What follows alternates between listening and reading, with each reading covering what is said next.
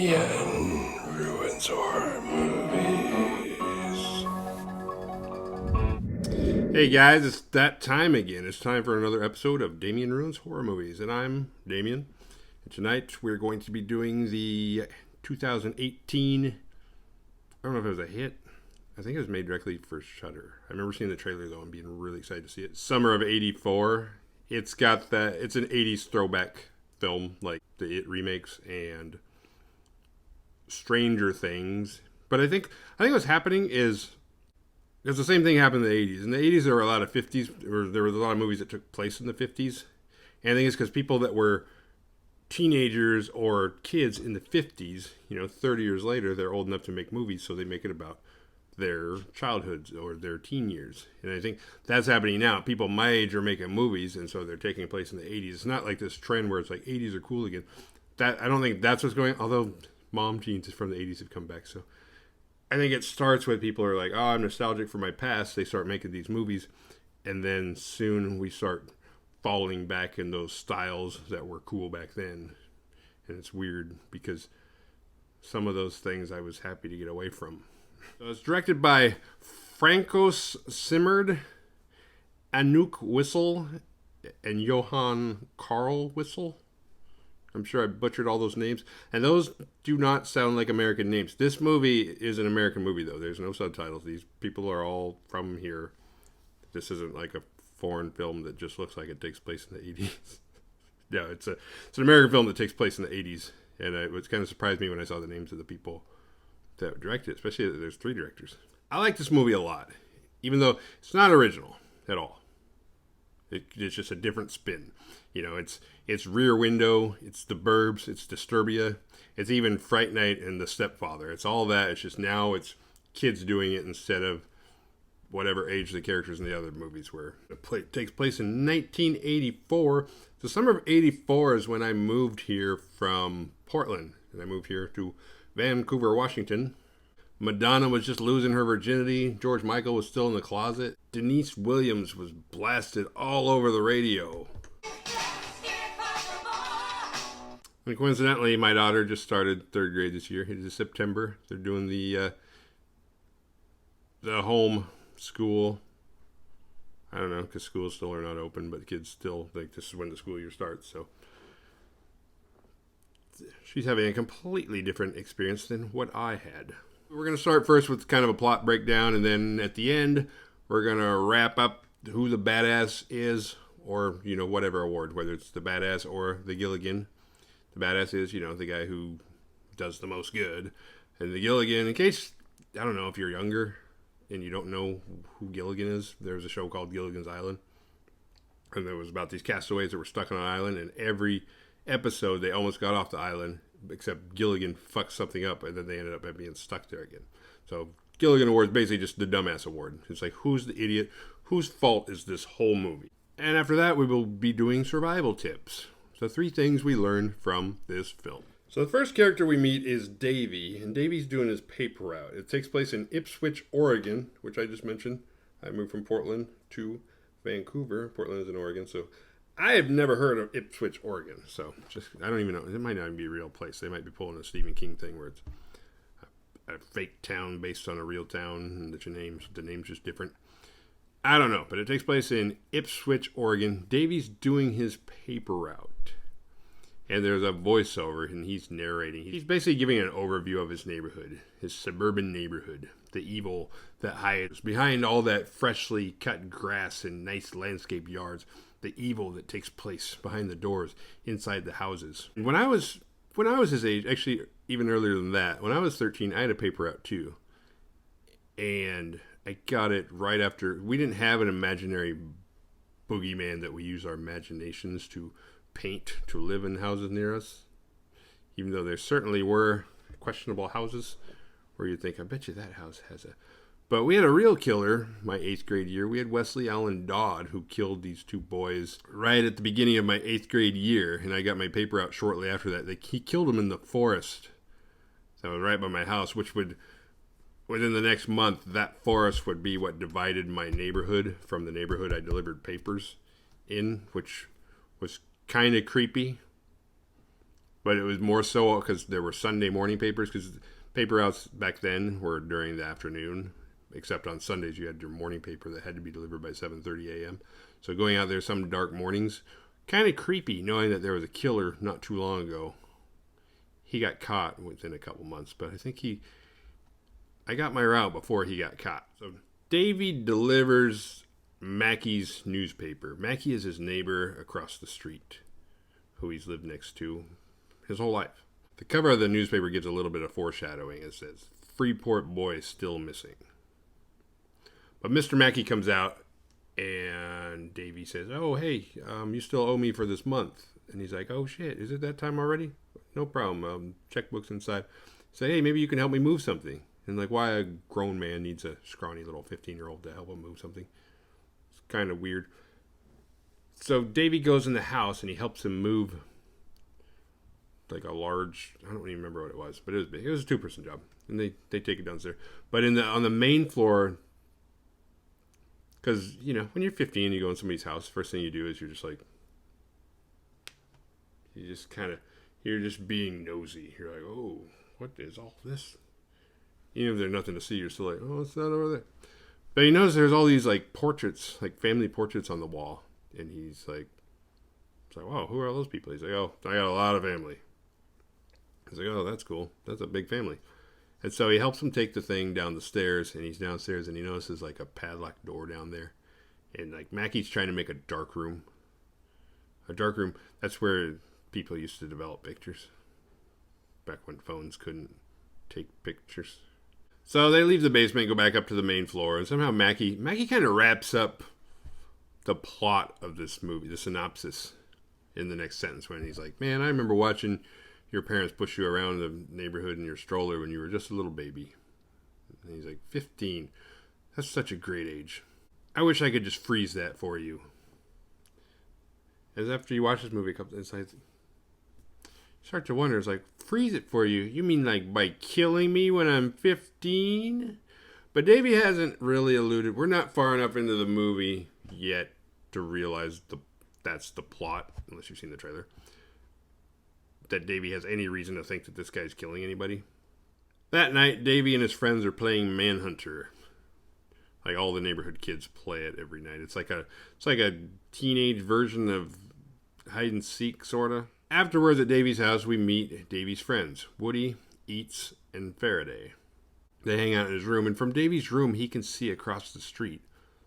Not only can he see Mackey's house perfectly, but next to Mackey's house, he can see Nikki. Nikki's his little crush, who used to babysit him when he was a kid. So, like, he must, I don't know how 15 he is. So he's going into 10th or 11th grade. And she, I think, just graduated.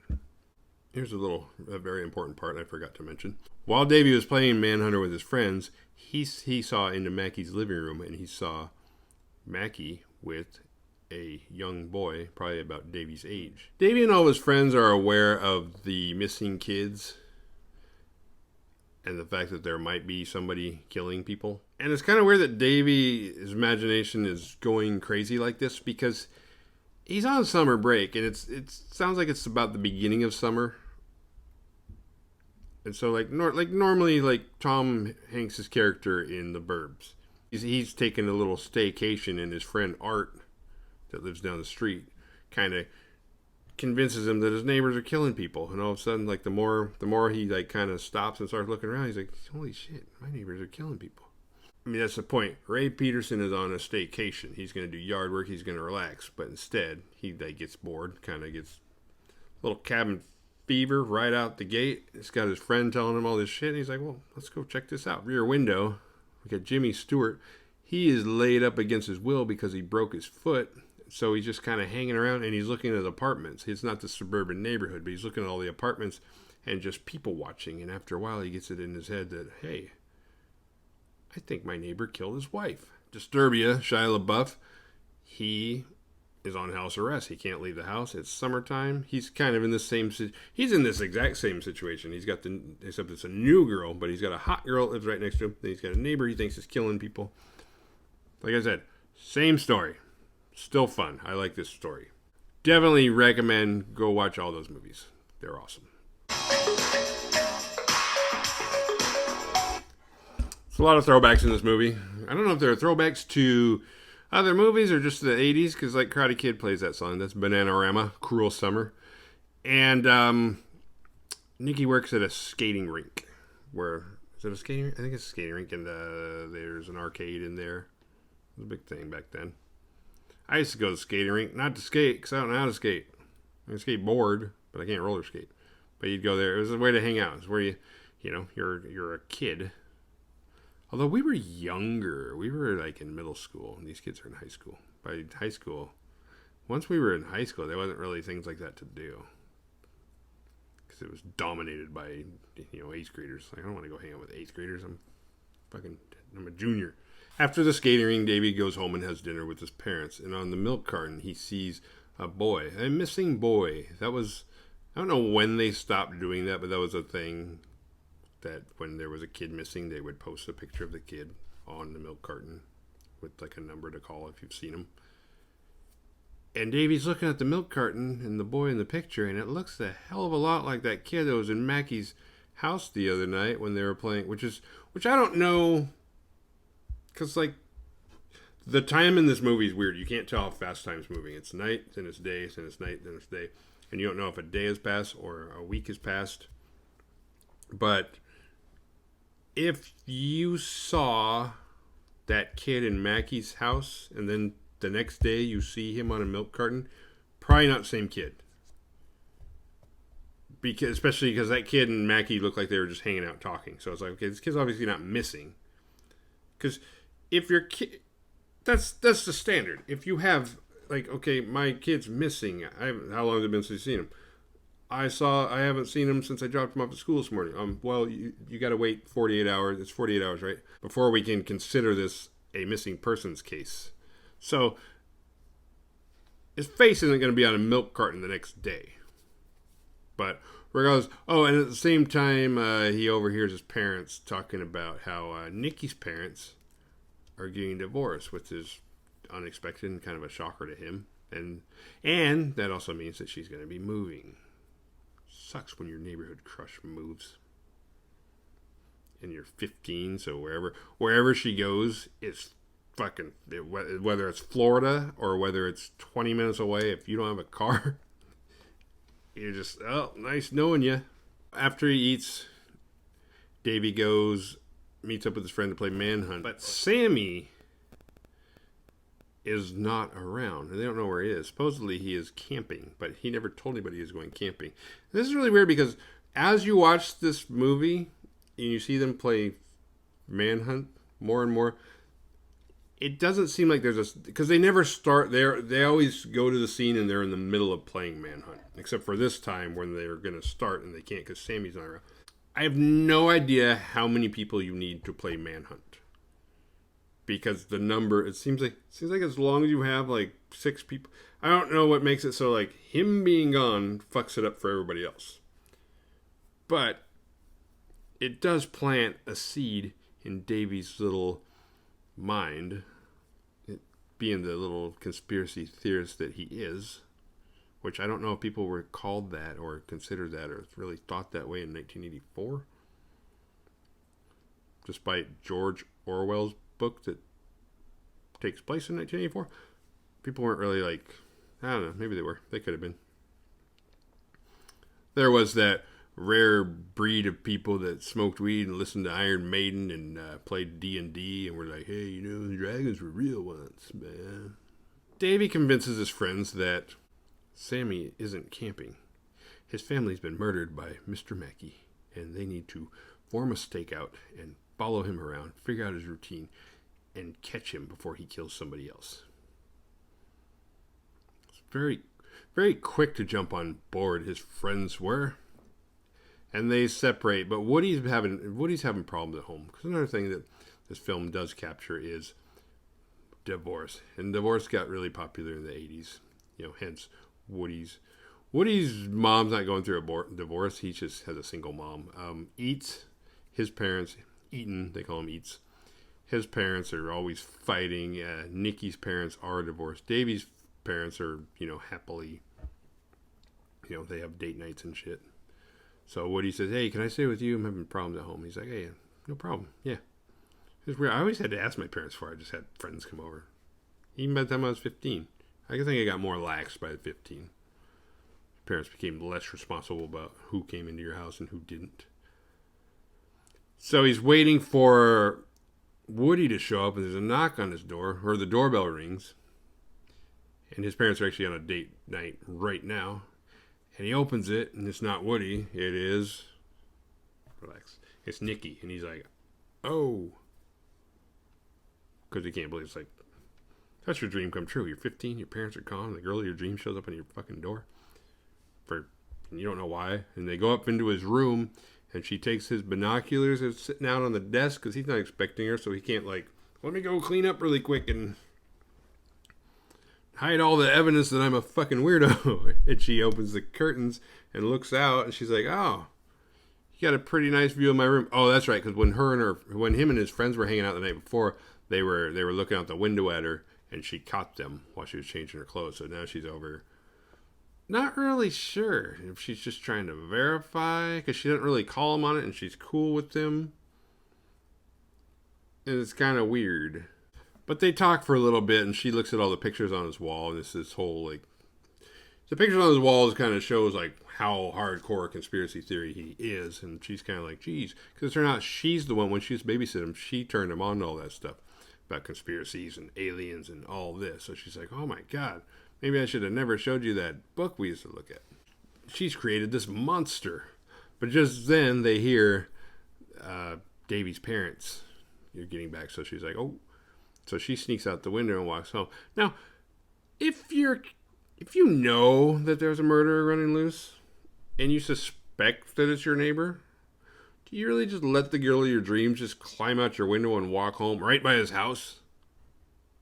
I mean, I don't know what he should have done otherwise, but I mean, she did walk there in the dark. The next morning, they borrow Woody's mom's car. Woody's mom, I think she's a nurse, so she works weird hours, so she sleeps during the day a lot and has to pull all-night shifts. So she's out. So they borrow Woody's mom's car. Woody's only 15, so he doesn't have his license yet. And they follow Mackie. They wait for him to start up his day, his routine, and they follow him, and it leads them to the hardware store because Eat's brother told them that he buys like 100 pounds of soil or dirt a week. So they're like, what's he doing with all that dirt? He's obviously digging holes to put bodies in, which, why do you need soil to... It's like, if I dig a hole and put something in the hole, then I have leftover dirt because there's more matter in that spot than when I started. I don't need to buy more dirt to fill. I don't dig a hole and then that dirt disappears, so I have to buy more dirt to fill that hole. So their theory is kind of weird in the first place. Like, how'd you come up with him gardening? Means he's a killer? I don't know. It's like, I can kind of see it's like, okay, he's buying, if he was buying gardening tools and maybe he wasn't buying soil, that might be weird. But like, I'm just gonna buy a ridiculous amount of soil. That way it justifies the amount of tools that I'm purchasing and going through. So nobody realizes I'm digging holes to put kids in. So it's kind of a weird thing. They follow him. They end up at the hardware store. He buys some stuff, pickaxes and shovels and that kind of stuff. And he's in his patrol car, which is kind of weird. It's like, why are you doing your recreation? This is what my taxes pay for? You to go to the hardware store and buy dirt and shit when you're supposed to be like preventing crimes or catching criminals and that stuff. Later that night, Nikki stops by again, and her and Davey go out to, I don't know, they go out somewhere, and they have a little heart-to-heart, and she starts talking to him about her parents getting divorced and how she's going to move at the end of the summer, and she just never saw it coming, and that sort of thing. He's like, well, that's weird. How come you don't talk to your friends about this? And she's like, I can't talk to them about it. All their parents are married. They don't know what it's like. Which Davy's parents married too, so I was like, why are you talking to him? Why don't you go talk to Woody or Eats? They seem a little more knowledgeable. But she's comfortable with Davy. She likes Davy. Which, if she has romantic feelings for him, that's kind of weird, because like, he used to babysit this kid. Something if you're a grown-up and you like somebody who's younger than you, But like, it's like that Star Wars Episode 1 and Episode 2 shit where Padme is like a teenager and she meets Anakin when he's 8. And then in Episode 2, she's like in her 20s and he's like over 18. He's legal now, so she's like, oh, wow, you've grown up. It's like, well, it's one thing to fall for somebody. Like, if you're 29 and you fall for somebody who's 19, that's one thing. That's still kind of like, 19's pretty young. But when you're 29 and the person's 19 and you've known them since they were 8, that's kind of like, it's kind of creepy. Why don't you go find somebody your own age? Weirdo. Says the guy in the G.I. Joe shirt. So Davey tells his little secret. He thinks Mackie is the Bayside Slayer, which totally sounds like the villain in an episode of Dexter. And she kind of laughs. She's like, what are you talking about? Mackie's a cop. He can't be the killer. And he's like, I'm pretty sure. I got reason to believe. And she's like, you know what? You need to just back off that. She just kind of shuts that shit down. She's like, no, don't. I know how your mind works. Don't do this, okay? It's a waste of time. Just stop. So he kind of gives the, okay. But then the next night, say we're going night by night, because nothing happened that day. But that night, Davey and his friends, they get their hands on a bottle of McCready whiskey. And McCready whiskey is it's a little Easter egg, because there's no such thing as McCready whiskey. However, there is a character named McCready who drinks whiskey in the movie made by John Carpenter called The Thing. There's a lot of little Easter eggs in this movie. I don't know them all, and I'm not going to present all of them to you. I didn't research that. I don't look for fun facts, but if I know fun facts off the top of my head, or maybe I looked it up one time that I just happened to, I'll relate them, but I don't want to make videos where I'm like, oh, and guess what? Look at all these. I'm not trying to solve mysteries within the movies. I'm just trying to do my own take. So, but that's kind of cool. It's like, oh, McCready whiskey. So they all drink a little whiskey together, and they decide we're going to go to Sammy's house and find out what's up, because nobody just goes camping. Nobody just leaves town and doesn't tell anybody. Even though it's not like, I don't remember a part in this movie where we met Sammy. It'd be different if like Eats was gone, or Faraday, or Woody. But for this kid who, according to this movie, they barely even know, he just happens to be gone and his family. It's like, why do you guys think it's so weird? But their imaginations have gotten so, like, he's killed. And how the four of these guys are going, because they're not really pumping each other along. They're all just kind of listening to Davey. It's like, why are you listening to Davey? Because if you look at this group, Davey is kind of, I don't know, he's almost like the lamest one in the group, but somehow he's kind of like the leader. And maybe it's because he's the only one that's got parents who are together, so he's got that confidence where he's not looking for acceptance the way maybe the other boys are. I don't know. So they go over to Sammy's house, and this time the door's unlocked. And they go inside, and they try and turn on the lights, but the power's out. And so they're walking, and then they run into somebody. And it's Nikki. They're like, what are you doing here? What are you doing here? Nikki's like, I'm house sitting. They went out of town. They wanted me to feed their cat, but I blew the power, so now I'm trying to figure out where the power box is. What are you guys doing here? And Davey's like, well, we were looking. And she looks at Davey, and she's like, Davey, I thought you were going to stop this Mackie shit. And then his friends were like, oh, wait a minute. Because he had told them that she came over and that they talked and hung out. And they're like, oh, whatever. Yeah, you're full of shit. They didn't believe him. But now, her saying that, they're like, whoa, wait. You guys really are talking to each other. And now all Davey's friends think that he's having sex with her. And now they even say, you are my god. And it's so lame. That's like so embarrassing if your friends did that in front of a girl that you like. You are my god. And the way it's played in this movie where she's like, she plays along with it and she's like happy. I don't know. It's almost cringy. It's just like, that's just gross. After another night of manhunt. Now it seems they're kind of using manhunt to get to closer to Mackie's house so they can spy on him and see what he's doing. Except Davy gets caught. Mackie opens up the curtains and full view sees Davy right there. And Davy's like, oh shit, and takes off running and he goes home. Because their plan was to set up G.I. Joe walkie-talkies, which they did, but not in the right spot before this whole thing got blown over. So the next day, Davy goes over because he wants to get his walkie-talkie back. His G.I. Joe walkie-talkie. And because, well, one, he doesn't want to lose it, but for two, it's not in a good spot where it's doing any good. So he has to get it back. But before he can get it back, Mackie walks up and he's like, Davy. And Davy's like, oh, shit. It's like, how Davy's like, for a guy who's going out of their way to figure out this guy's schedule, we're following him, we're doing stakeouts, we're doing this, we're doing that. How do you show up at his house and he's home? It's like you know, you've spent the first half of this movie showing that you know a decent amount of his routine. You know how to tell when he's leaving, where he's going, all this. And then you show up to his house while he's home trying to retrieve your fucking walkie-talkie? Huh?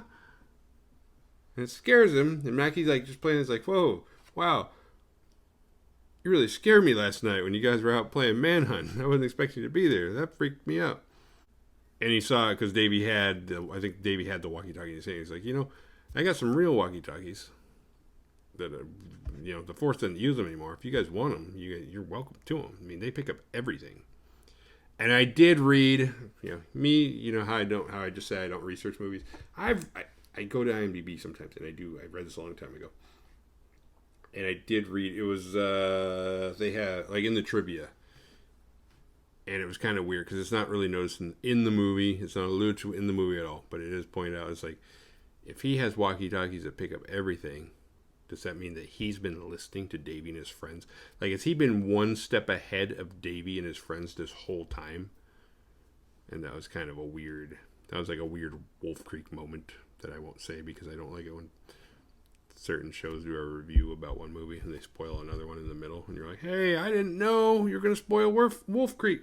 I didn't know you're going to spoil Wolf Creek. Fuck. But Davey declines. So, new plan. Woody and Faraday are going to follow Mackie the next time he goes jogging, because he goes jogging every night about 11 o'clock.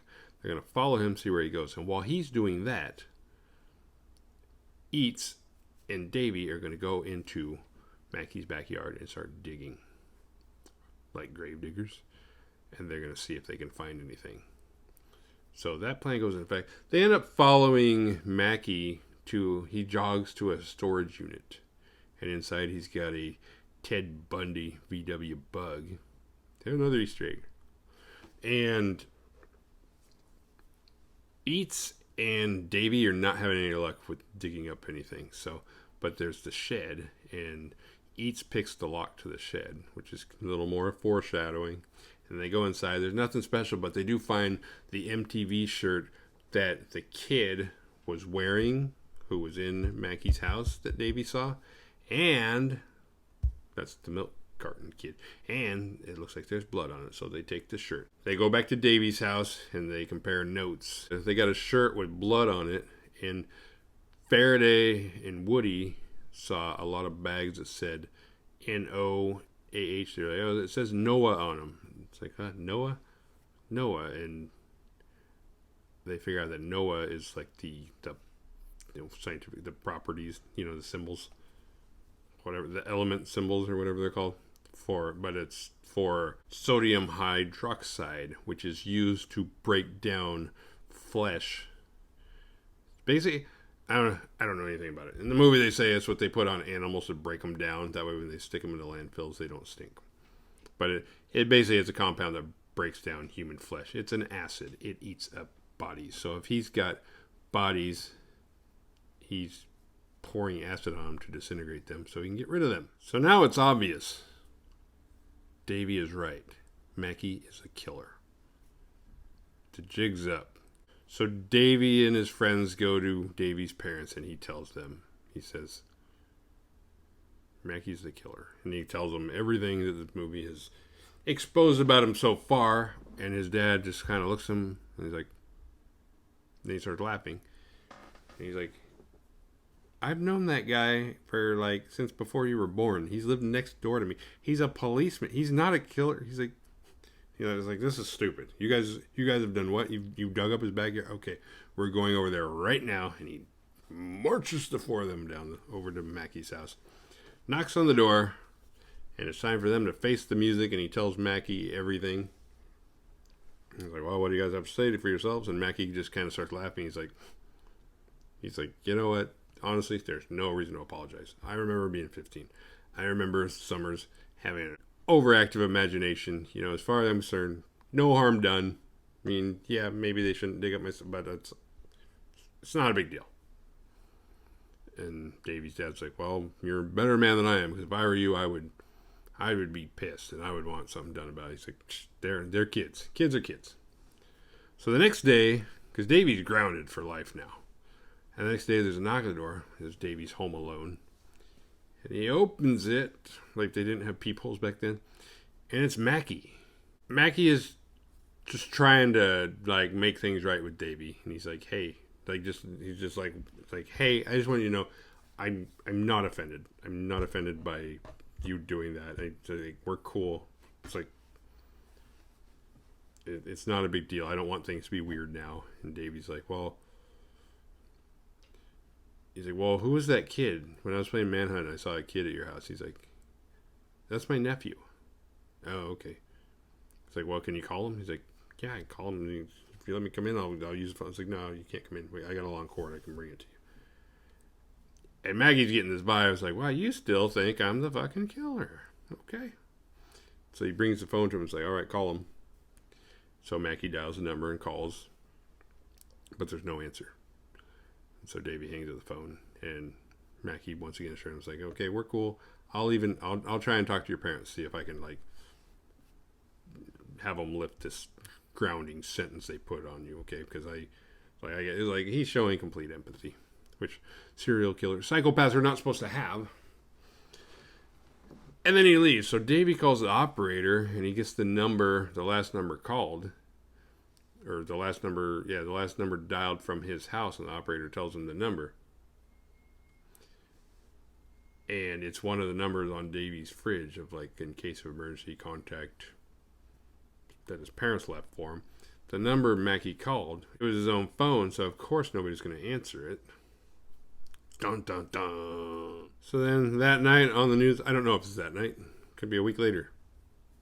Timing in this movie, not a bad thing. I don't expect this movie to be, like, beat by beat by beat, like, and then they did this. Then they woke up. Because this movie's only covering the necessary parts of the story. So it's nighttime on the news. Mackie has caught the Bayside Slayer. Yay, which means the Bayside Festival can happen. But Davey can't go because he's grounded. His parents are going to go without him. The plan. Faraday goes to the festival to keep an eye on Mackie. Woody stays nearby and keeps an eye on Mackie's house to make sure Mackie's not coming back. And sits by the bus stop that, I don't know, I guess Mackie would have to pass if he was going home. So it's all like, if Faraday loses them, Mackie will still have to drive by the bus stop.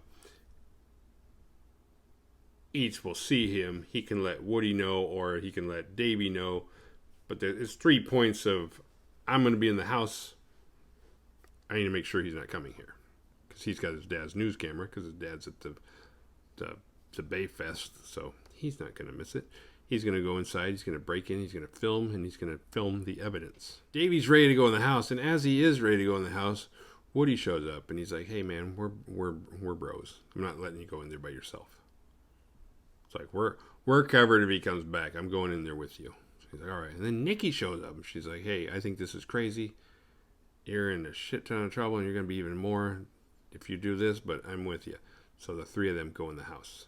But before they can get in the basement, they get a call from Faraday. And it turns out at the Bay Fest, there's been this huge gardening project going on that the cops were all on. I don't remember what it was called or if they said, but it was like this gardening project that the cops were all working on. They built this whole floral show. And so Faraday's like, hey, dude, he's not the killer. All that stuff he was buying, that's why he was buying it in his cop car. The cops did this whole thing. That's why they needed all that soil. That's what the shovels, that's what they were digging. He wasn't digging graves. He was making it for the Bayfest thing. So if you're in the house, get out. Get out. He's not the guy. And Davy's like, it's too late. Because he really is at the point of no return. It's like, dude, I'm in the house. Mackie already thinks that I think he's the killer. I have nothing to lose at this point, kind of, because if Mackie's not the killer, then he's being honest with me. And if he is the killer, it's like, this is my chance to prove it and get rid of this guy. So they go down to the basement. They go to the padlock. Davy picks it. The way Eats explained to him earlier in the movie how to do it. That's why I said foreshadowing, because it foreshadowed how Davy would know how to pick the lock later. Davy picks the lock. They go in. They're like, wow, it smells in here. This looks like a kid's bedroom. They look around, and then they find this tub, and it's like this body that's been... Oh, and by the way, this is like... In all the other movies I mentioned, like Rear Window, The Bear, Disturbia, and Fright Night, and all that, as far as somebody going into a person's house when they're not home and they get caught any moment, this is like the least suspenseful, because usually when people go into somebody's like, I'm going to go in there and check it out, that's when I'm like, oh shit, because then they'll pan over and it's like the guy's on his way home. It's like, get out of there. This movie doesn't have that feeling at all. This is the least scared I've been. And I'm not ripping on this movie. I do love this movie. But it's like, I've never been, everything happens so fast, because like, he picks the lock, they go in the room, and they immediately find the tub with the body in it that's being decomposed. Then they find a live kid who's been tortured and hasn't been killed yet. They're like, oh shit, he is the killer. So they rescue him, they take him up, they get in the main floor, and all those portraits of families on the wall that we see at the beginning of the movie, this is kind of brilliant the way the movie does this. He looks at the portraits of the families, and he looks at the kids and all the family portraits, and he's like, he has that flash where these are all missing kids that he's seen from the milk cartons. They're all in portraits on. That's not Mackie's family. Those are his trophies from all the kids that he's killed. And then at the bottom, he sees a family portrait of him and his parents. And he's like, oh shit, I'm next. So they get their video proof and they get the fuck out of there and they go to the police station. The parents come. The police, Mackie's nowhere to be found. There's a manhunt going on. They can't find him. They've gone through his house. They find like all this shit. It's like, oh, it's like, hey, your kid's a hero. This guy's a fucking killer. And we're going to find him. We're going to keep digging up and see how much we can find. It's like, we think he killed all these kids. And so now Davy's dad feels like shit. He's like, hey, I'm sorry.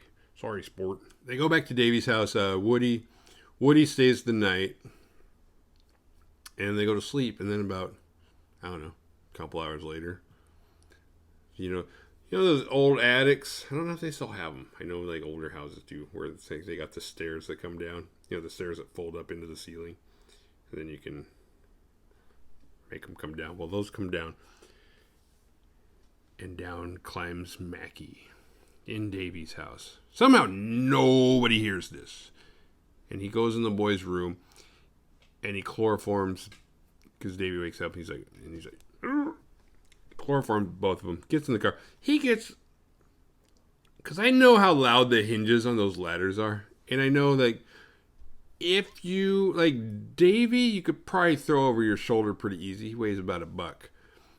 And you can get him out of the house. Especially if he's not resisting. You could quietly maybe do that. Woody is a bigger boy. He's the fat kid. He's the Vern of the movie. And it's like, how are you getting that car from the bedroom, which is upstairs, I believe, all the way downstairs, into your car, and nobody's hearing a thing, and then you drive off with them. Plus, like, parents are like, holy shit. Like, how deep sleeping are these parents after, like, hey, my kid is lucky to be alive this summer. And somehow Mackie does it. And he drives them to some forest. And it's kind of weird because this movie is kind of a slow burner, but once they go into Mackie's house, like, a lot happens in a short amount of time. Because we find, oh, Mackie's guilty. Oh, he's on the run. Oh, now he's kidnapped these 2 kids. Now they're in the car. Mackie's out doing something. They wake up. They somehow get out of the car, even though I think it was his patrol car, which you can't open from the inside, because otherwise criminals would just open it and run out. And they escape. But then Mackie runs after him. And This is the disturbing part, because usually kids don't die in movies, and if they do, it's kind of like, ah. But Mackie catches Woody and just slices his throat open. And we've known Woody this whole movie, and we get to watch him die, to actually get murdered. And there's something about that that's just like, oh shit.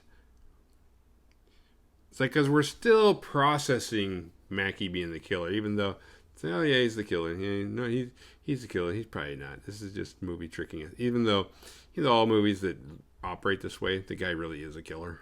But we still have that suspension of disbelief. It's like, nah, he's fine. These kids are just being paranoid. And he kills Woody right in front of us, and it's like, Jesus Christ. And then he goes after Davy, and you're kind of like, well, he killed one. He's probably going to kill Davy too. Which he doesn't. He like fucks Davy's leg up. And then he just gets in Davy's face. He's like, I'm not going to kill you. Not now.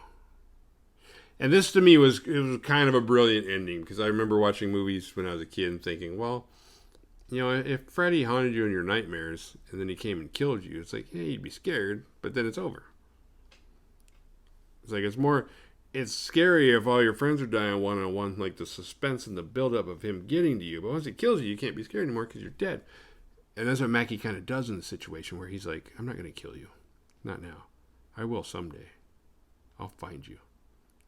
And you're going to be looking over your shoulder the rest of your life, waiting for that time, waiting for that moment when it happens. And then he just leaves him there wounded and drives off. Then after walking for a little bit, Davy gets picked up while limping along. He gets picked up, taken to a hospital. They find his parents. His parents come and see him, and eventually he gets out. And they say, we know he's on his bicycle. And it's like the intro of the movie all along. So, and I was watching, I was like, this is the first, I've watched this movie a few times. And this time I watched it, I was like, wait a minute, the intro to this movie, is that actually the end scene? And now he's retelling this story? Because if it is, that's also brilliant, because one thing I didn't like, even when I was younger, because I would like talk myself down, it's like, it's not scary, they're not going to die. Because like, if the person's narrating the story, he can't die. Otherwise he couldn't narrate. It's like, you can't die and narrate.